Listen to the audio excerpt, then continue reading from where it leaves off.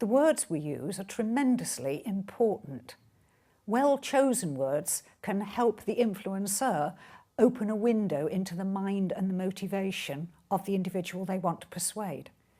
Influencing is a lot more than just building a good logical case. That's important, of course it is. But how people think about the case we're making is at least as important as what they think. If we can learn to lock into those thinking patterns, the how and not just the what, that makes us tremendously powerful as influencers, very potent. Thinking patterns are our preferences for the way that we process information or ideas or events. Let me give you a for instance. Supposing that a new person joins the team at work. Some individuals in the team will naturally sort for, we might say, the similarities between themselves and the newcomer. They might notice, for instance, that the individual was born in the same part of the country. They might notice that they went to the same college or university and studied the same subjects. Other people will have a preference for focusing first on the differences between themselves and the new arrival.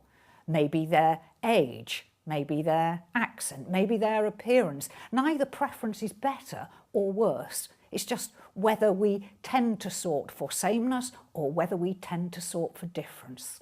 Now, if I want to influence someone, that means that I know how to talk to them as well as what to say.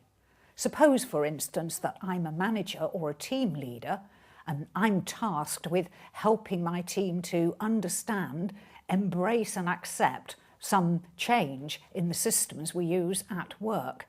I'll be able to talk to the sameness people in sameness language, which they will find reassuring, emphasising all the ways in which the new system is going to be very similar to the one that we're leaving behind. Whereas when I talk to the difference people, I can emphasise the changes, the challenges, what's going to be new, and they'll find that exciting. Now, some people might think that that sounds a little bit like spin. I don't mean that at all. If we want to influence someone, I believe that integrity is absolutely essential. Well-chosen words is a bit like linguistic rapport. We all know how in influence people will match another person's body language. If we're getting on well together, if we're in harmony, our body language will naturally match. It's not something we have to do on purpose. So well-chosen words is a way of doing that, but simply through the words that we choose when we try to influence someone, it enables us to lock into their thinking patterns and establish rapport at what you might call a mental or emotional level.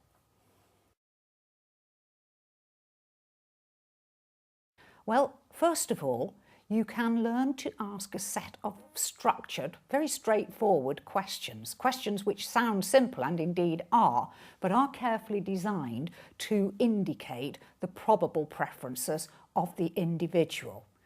We were talking about sameness and difference. Now, imagine that I put on the table in front of you 3 different coins. Let's say a £1 coin, a 10p piece, and a 2p piece. And I ask you the question, as you consider these 3 coins, what do you notice about them? Now, sameness sorters, those with a preference for a sameness thinking pattern, will tend to default to noticing the similarities between the 3 coins. The fact that they're all circular, perhaps. The fact that they're all sterling. The fact that they all have the date on them. Difference preferences, on the other hand, would indicate the differences, as the word implies, between the 3 coins. Yes, they all have the date on them, but they all have a different date. The 3 coins are each a different colour. They each have a different value. So that's one way that we can find out or begin to look into what an individual's thinking pattern preferences may be. The other way is that after a while and after considerable practice, you can begin to pick up these pattern preferences simply by listening to people.